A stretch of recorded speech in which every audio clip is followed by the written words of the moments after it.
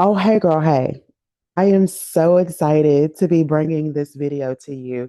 And I realize that I probably say that before every video. So, like, let's just be real. I'd be excited to record. Anyway, today we are going to talk about when you're ready to love because there are many people that want a relationship, think that they're ready for a relationship, but the reality is that they actually just want to be chosen. They're not really ready. So, I want to talk about what it looks like to be ready for love. And if you aren't ready for love, how to actually prepare yourself for it, because there is a specific mindset that you have to have.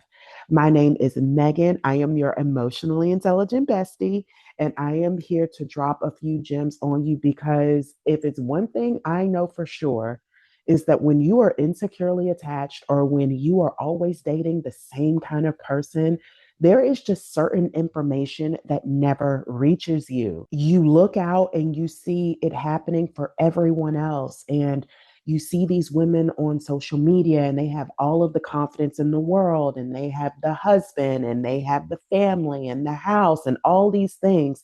And you can't help but to think, what is it that I am doing wrong? Well, let me tell you, you're doing absolutely nothing wrong. There's just a few little things that you probably need to take into consideration before moving forward. So, first, let me say that I target my videos to people in general, not to a man, not to a woman, especially not just to women. Now, women are normally my majority audience. However, I believe that there are so many spaces and so many coaches available that are ready to help women have what they want. And men don't have a lot of that. And more importantly, I think that men need to hear some of these things from a feminine voice. So, if you are a high achieving person, then you're probably thinking the only thing missing is a relationship for me. And the reality is that your desire to be in a relationship does not equate to your readiness to be in a relationship. In fact, when you're desiring it too much, that might actually stand for the fact that you're not ready for a relationship, because too much desire to be in a relationship actually means that you're still on a subconscious level waiting to be chosen. So the illusion of readiness could look like what I just said, being lonely. So you equate that to being ready. Maybe it's being over your ex. So you equate that to being ready. Or maybe it is your desire to have a commitment that you have now confused with emotional availability. Yes, you are emotionally aware, but are you emotionally open? That is the real question. When a person is not ready, they are going to subconsciously have this feeling of not being chosen. And that fear of not being chosen or not being validated is what is driving their uh, doubt, I guess you could say, their doubt that it will ever happen for them. When you are ready, you look at love completely different. Why? Because you've already chosen yourself. So, I want to talk about 5 signs that you should harness or look for to know that you are ready for a relationship. And the very first one is you are no longer looking at love or relationships as a means to fix yourself. So you're coming into these commitments completely whole and completely aware of who you are and what you bring to the quote unquote table. When we think about relationships from the perspective of we are calling in someone who is aligned with where we are at in our lives, and together you all are going to grow. That growth comes through triggers. You are being triggered into growth because quite frankly, it's almost impossible to grow if you don't get uncomfortable. And that is where the readiness really starts to show up in these relationships. You can always tell when a person is not really ready to be in a relationship when they refuse to get uncomfortable. Yes, relationships are going to bring about all of these loving feelings, and you'll have a companion to do all of the fun things with, but your relationship isn't going to remain on that high.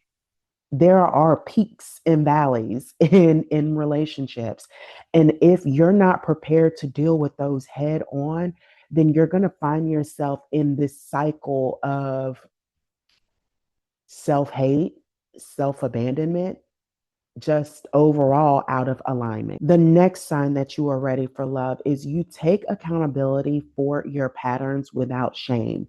So I'm going to be real. I struggled with this one because I grew up wanting to be the good girl. I wanted to be the one that always got it right. I wanted to be the one that no one had to worry about. I'm a firstborn, okay? If you know, you know. I am the firstborn and I have firstborn syndrome. So even when I was on my self awareness journey, I struggled with the things that I wasn't so proud of. It's like I was able to see the patterns, I was able to see how I contributed to the patterns, but I still had a lot of shame wrapped up in some of my behavior. And when you are ready for a relationship, like I said, it's going to trigger you into growth. Those triggers are going to come from you acknowledging uncomfortable feelings and uncomfortable behaviors within yourself. So you're going to have to get to a point where there isn't shame wrapped up in it. Because let's just be real, we have all done some things that we are not so proud of in the name of love. So, being ready for a relationship is saying, I see the pattern, I see the part that I played, and I am willing to shift it.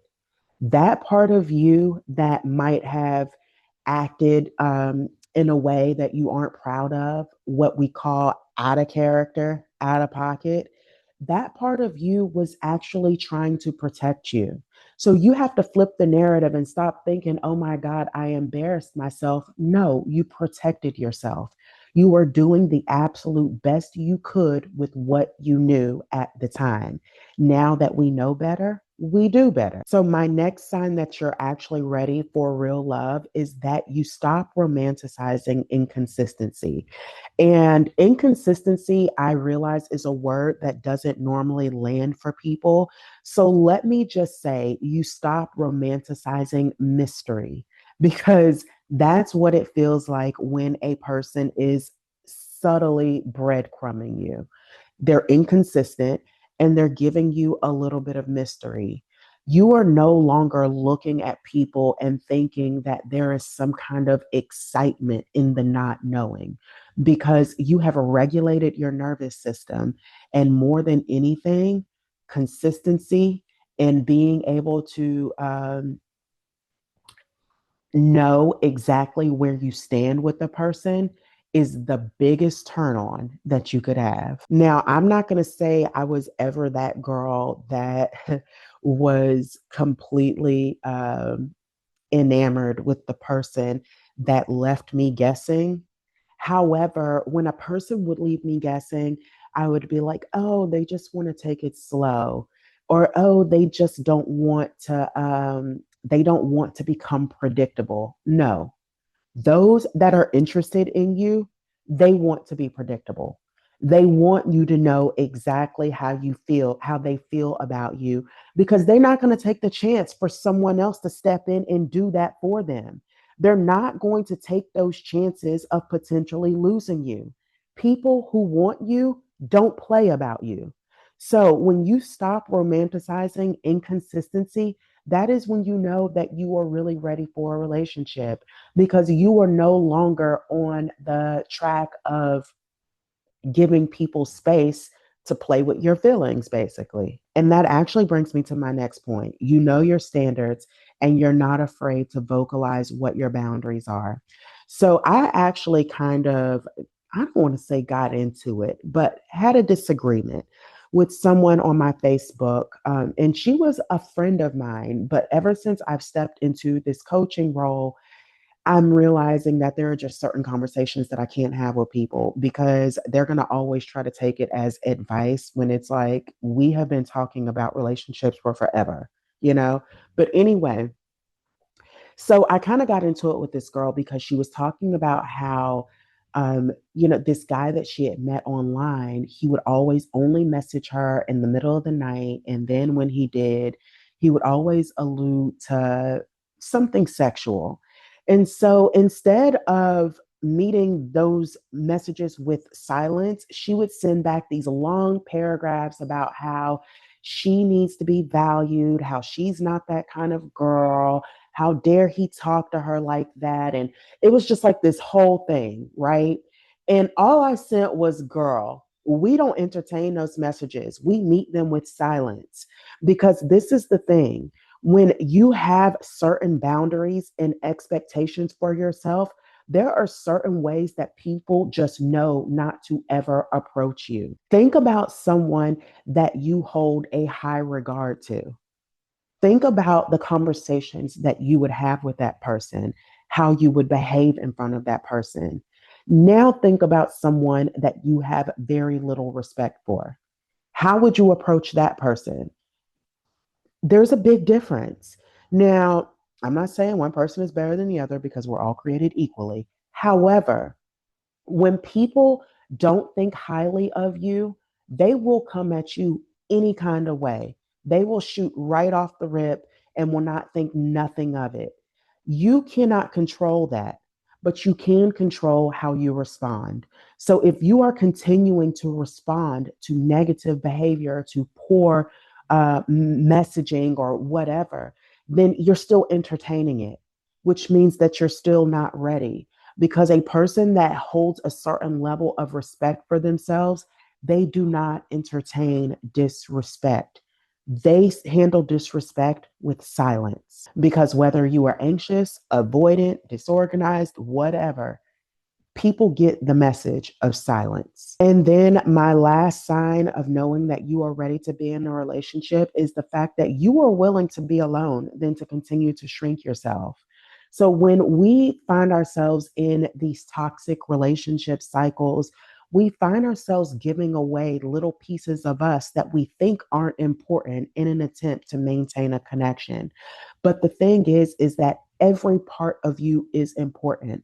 The part that is loud, the part that is silent, the part that doubts themselves, the part that feels confident about themselves, the part that needs reassurance, the part that needs companionship. All of these parts make up you. They're all important to you. And when you get to a point where you are not willing to sacrifice any part of you, even the parts that you are most shameful of, then that is when you know that you are ready to be in a relationship. Because going back to what I said in the beginning, relationships are about growth.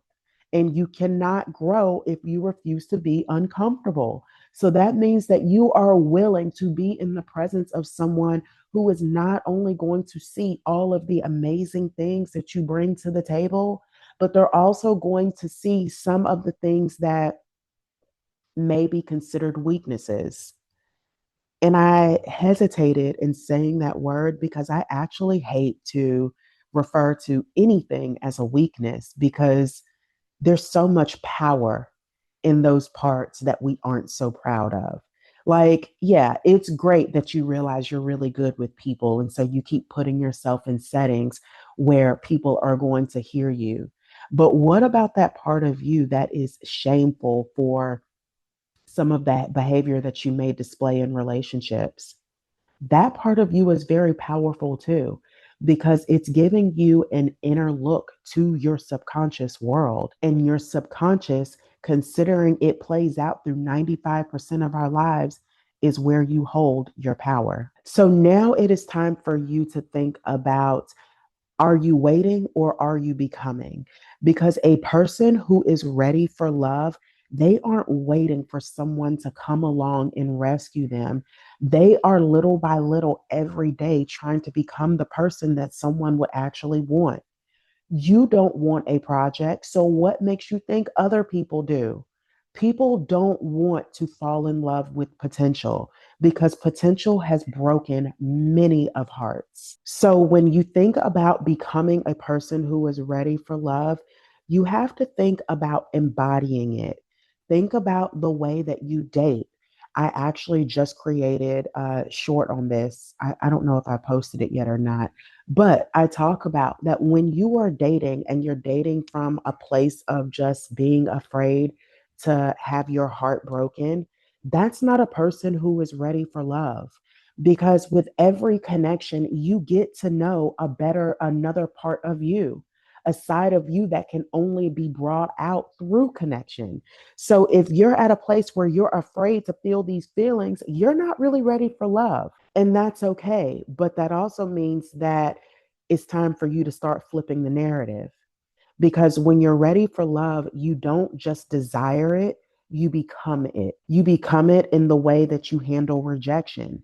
You become it in the way that you communicate with people.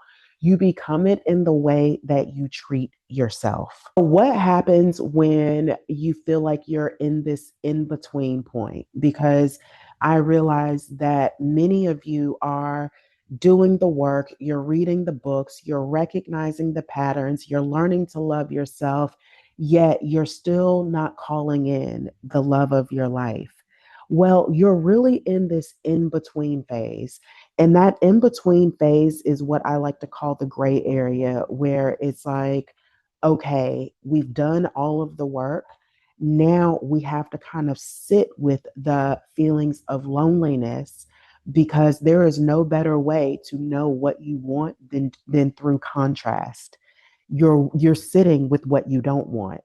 And sitting with what you don't want is so important in calling in what you want. Because when you go straight from, I'm doing the work, I'm recognizing the patterns, okay, love of my life, come in.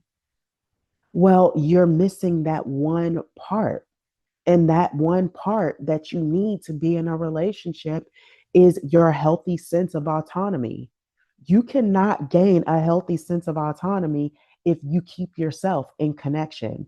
So just know that if you're sitting around and you're thinking like the love of my life should be coming in right now, well, you are now in that final stage of harnessing your sense of self, which means you're almost there. If you are in a place where you are trying to call in love and you feel like you are closer than ever, then I implore you to book a clarity session with me because what you could be missing could be the key to having everything you want.